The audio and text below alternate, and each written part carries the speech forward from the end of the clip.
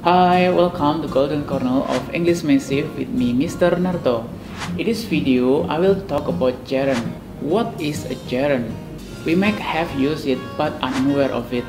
In this lesson, I'm gonna show you how and when to use gerund and the 4 types of gerund.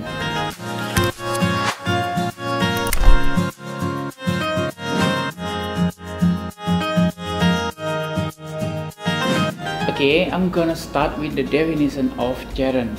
What is a gerund? Gerunds look like a verb, but they are actually none. As we know that a verb is an action, right? For example, I'm reading a novel.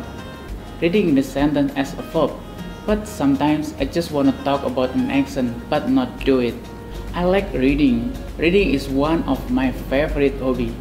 In this example, I just want to talk about something I like doing, but I'm not currently reading. The words reading into sentence as nouns, not a verb. They're called gerund. That's not difficult, is it? Gerund is formed by adding ing to the base form of the verb. So, read with ing becomes reading. Read is base form and reading is gerund. To know that ing form is a gerund or a verb, you need to pay attention about how and when to use gerund. There are types of gerund. Gerund as subject, gerund as object, gerund after preposition, and gerund after some expressions.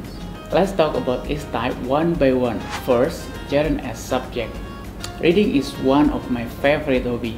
Cooking is something hard to do. Reading and cooking in the sentence as subject. Second, gerund as object of the sentence. I love reading.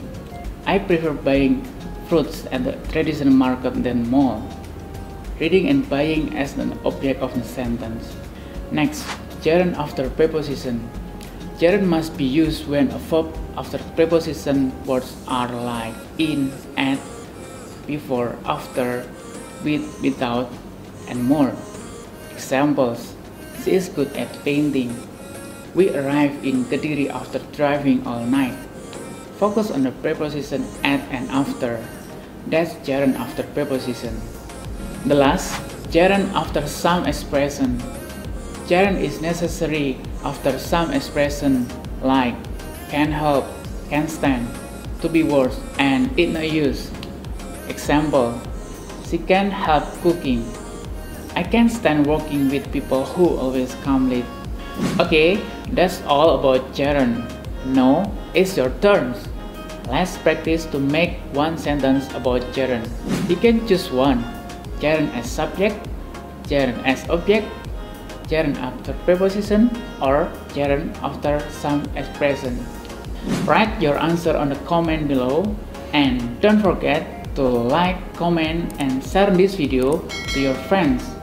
I'm Mr. Narto, and bye!